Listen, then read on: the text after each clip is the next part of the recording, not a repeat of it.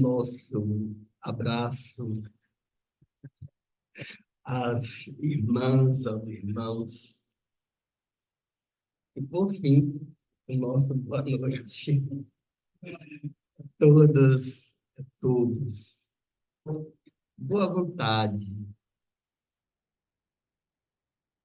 Carta de Paulo aos Efésios, ou à comunidade de Éfeso.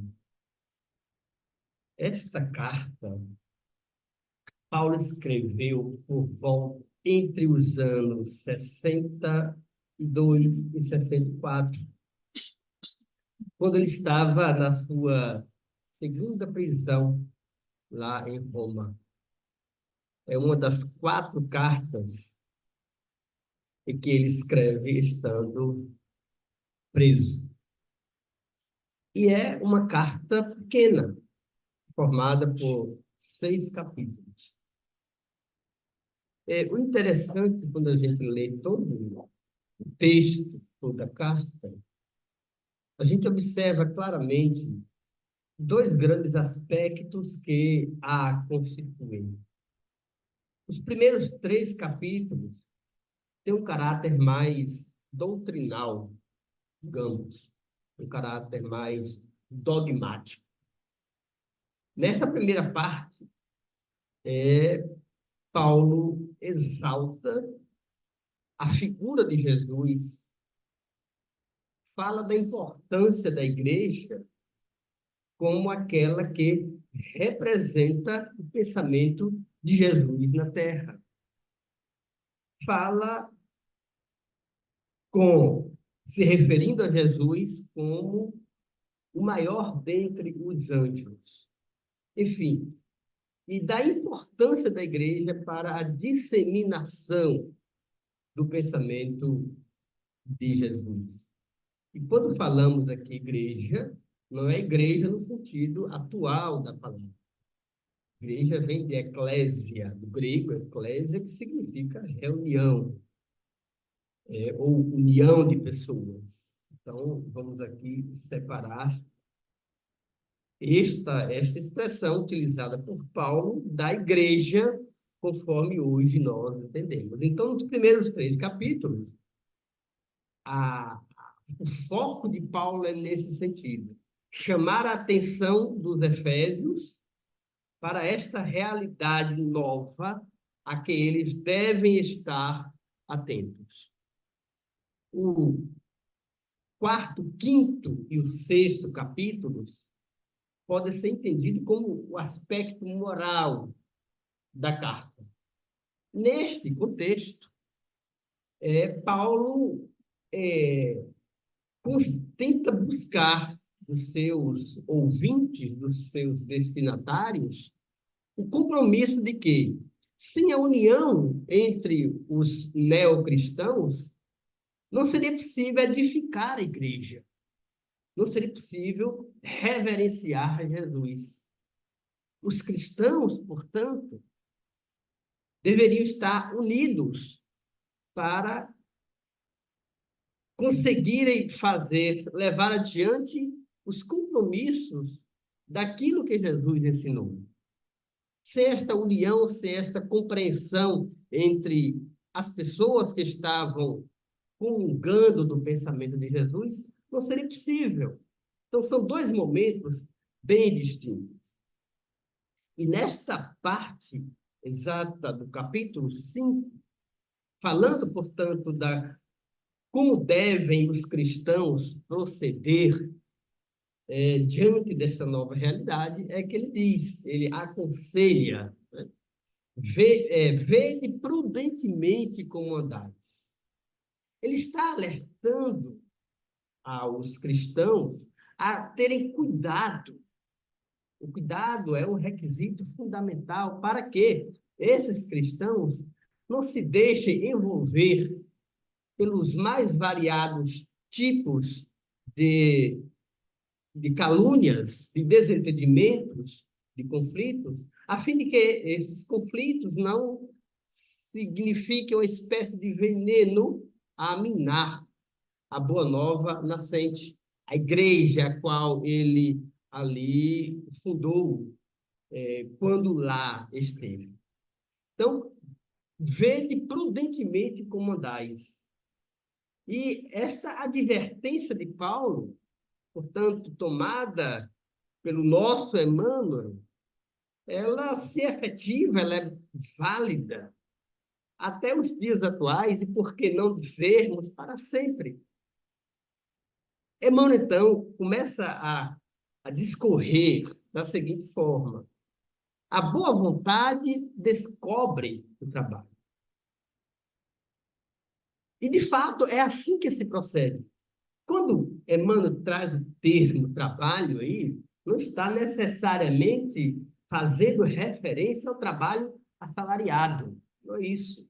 O trabalho está no sentido lato sensu, ou seja, todo movimento que o indivíduo dá, que o indivíduo procede em favor do outro, em favor da sociedade na qual ele está inserido, em favor dos valores morais, intelectuais, espirituais. Todo esse movimento significa um trabalho. Por exemplo, o ato de nós ouvirmos alguém que deseja manifestar as suas queixas, as suas dores, silenciarmos diante de um ato que nos agridem, orarmos por alguém. Ou seja, isso são movimentos da alma que podem significar um trabalho. Então, quando nós temos esta boa vontade, diga-se, esta predisposição, o trabalho aparece. Há um ditado que diz que quando o discípulo está pronto, o trabalho aparece. Eis aí a assertiva de Emmanuel. Quando nós temos boa vontade para trabalhar, seja qual for o exercício, o trabalho há de aparecer. Muitas vezes nós recusamos determinadas atividades, determinadas tarefas, por vezes considerando-nos naquela circunstância acima daquela atividade. E, com isso, desprezamos a oportunidade divina, que a lei divina nos concede, para aprendermos.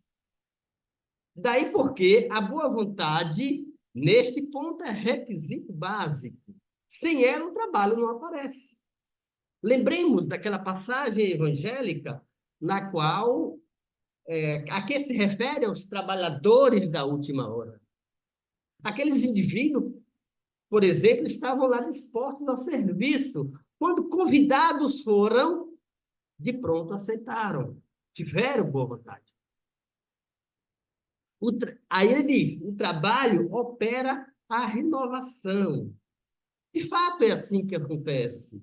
Quando a gente faz esse movimento, ou seja, sai da inércia e busca fazer algo em prol de alguém, e naturalmente em prol de nós mesmos, nós nos renovamos. Renovação significa, neste sentido, a capacidade que temos, ou a disposição que devemos ter, de buscarmos novos conhecimentos, enfrentarmos novos desafios, encararmos novas circunstâncias como oportunidades para o nosso crescimento moral e espiritual. Renovar significa isso. Por isso que o trabalho, ou seja, esse movimento pessoal, e digamos até intransferível que nós fazemos, opera em nós essa renovação. Renovação encontra o bem. O bem, por assim dizer, é a consequência dessa renovação. Quando nós nos renovamos, e essa renovação no sentido de buscarmos o bem, ele aparece, ele se nos apresenta. Por conseguinte, o bem revela o espírito de serviço. Quando nós estamos trabalhando no bem, quando nós estamos fazendo o que de melhor podemos fazer em benefício do outro, seja lá em qual circunstância for, seja lá em qual situação for. Mas quando nós temos esse ímpeto de agir em favor do bem, isso revela em nós o espírito de serviço. E o espírito aqui não é com o E maiúsculo, né? No sentido do espírito fulano, espírito cicrano, mas é esse ideal, né? Essa essência de trabalhar e de servir sempre. Já o espírito de serviço desperto em nós nos faz alcançar a compreensão.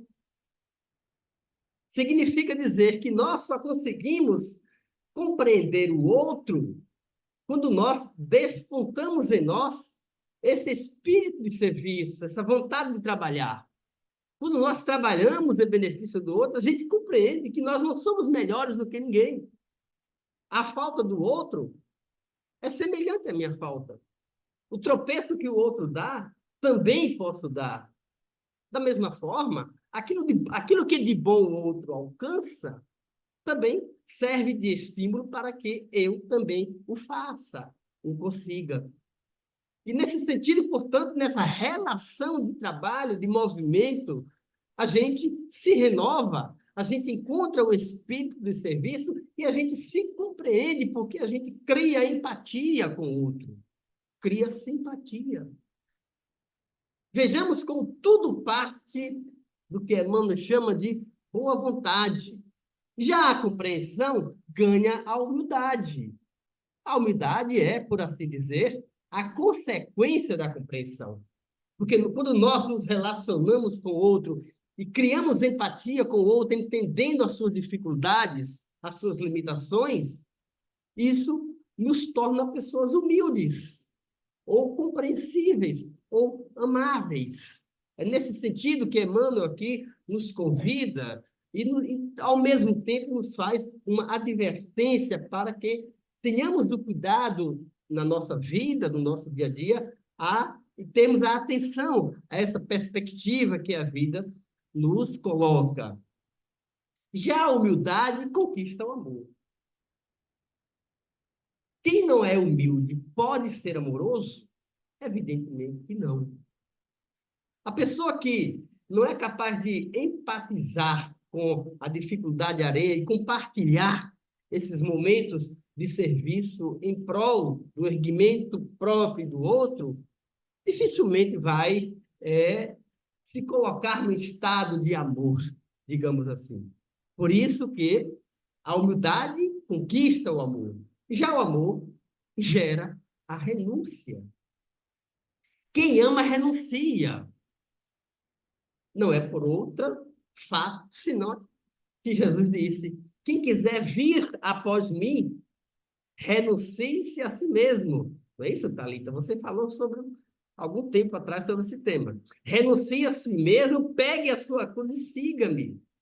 Ora, se eu não sou capaz de renunciar a mim mesmo, dificilmente eu vou ter a compreensão da vida e vou me dirigir, vou trabalhar em prol do outro. O renunciar a si mesmo é renunciar aos seus caprichos pessoais, às suas vaidades, os seus egoísmos, às avarezas que muitas vezes nós carregamos. Tudo isso requer de nós um teor muito forte de boa vontade. Quem renuncia, ou a renúncia, atinge a luz, que é o que todos nós almejamos. Todos nós almejamos alcançar a luz. Mas, para que isso aconteça, é necessário que nós abrimos mão das trevas interiores que ainda carregamos. Se nós não temos essa boa vontade, essa disposição para nos libertarmos das sombras que ainda nos atacam, dificilmente nós iremos atingir a luz a qual Emmanuel aqui faz referência. A luz realiza o aprimoramento próprio. Quando nós caminhamos na senda do bem, na senda do amor, exercitando a compreensão e sendo impulsionado pela boa vontade, isso nos torna cada vez mais aprimorados diante dessa luz que é aqui para nós representada por Jesus. Já o aprimoramento próprio santifica o homem, santifica a mulher, santifica todos nós. O homem santificado converte o mundo para Deus. Isso é importante a gente avaliar. Porque muitas vezes nós pensamos que o que converte as pessoas a Deus são grandes obras, são grandes palestras falando aqui, numa casa espírita, ou seja, tudo aquilo que empolga, tudo aquilo que choca os nossos olhos, a gente imagina que tudo isso é agradável a Deus e, portanto, de fato, capaz de converter o homem a Deus. Ledo engano. O que converte o homem a Deus é exatamente essa capacidade de renúncia que o torna santificado. Se ele não for capaz de sair de si e doar o pouco ou muito que ele possui em benefício do outro, ele não se santifica. E se ele não se santifica, ele não é capaz de converter ninguém. O que foi que Gandhi disse? Quando o único homem... Vou lembrar. Quando o único homem... Acho que não estou conseguindo lembrar. Qual o sentido? Quando o único homem se eleva, deixemos para lá. Eu vou lembrar depois. Mas, assim, o fato é que quem de fato convence e converte é a ação. Por isso que o cristianismo, aqui falando na pessoa de Jesus, conseguiu atrair milhares naquela época e até hoje traz seguidores para si. Porque ele, além de falar, está pesquisando aí, além de falar, ele vivenciou. Eu estou tentando lembrar. O caminho, caminhando prudentemente, pela simples boa vontade, a criatura alcançará o divino reino da luz. Quando o único homem chega à plenitude do amor, não consegui lembrar ainda. Caminhando prudentemente, pela simples boa vontade, a criatura alcançará o reino da luz. Vejamos, portanto, que a boa vontade é a base de tudo. A base de tudo. É por isso que é bom ter um assistente assim. Se o único homem chega à plenitude do amor, neutralizará o ódio de milhões. Cheguei perto, não foi? Pertinho. Bem perto. Mas, enfim. Né? Então, por quê? Porque o amor é quem verdadeiramente convence. Voltando aqui à assertiva anterior. Mas, assim, caminhando prudentemente, daí porque Paulo pediu para que os efésios tivessem a prudência no ato, no caminhar, no falar, no conduzir. Por quê? Porque caminhando prudentemente, pela simples boa vontade, a criatura alcançará o divino reino da luz. Por isso, inclusive, já aqui finalizando, foi que, inspiradamente, os anjos que estavam ali a anunciar a vinda de Jesus disseram: glória a Deus nas alturas, paz na terra e boa vontade para todos os homens, para todas as pessoas. A boa vontade, portanto, é a base fundamental, é o alicerce sem o qual a gente não consegue alcançar o reino divino que habita em nós. Meu abraço a todos e a todas.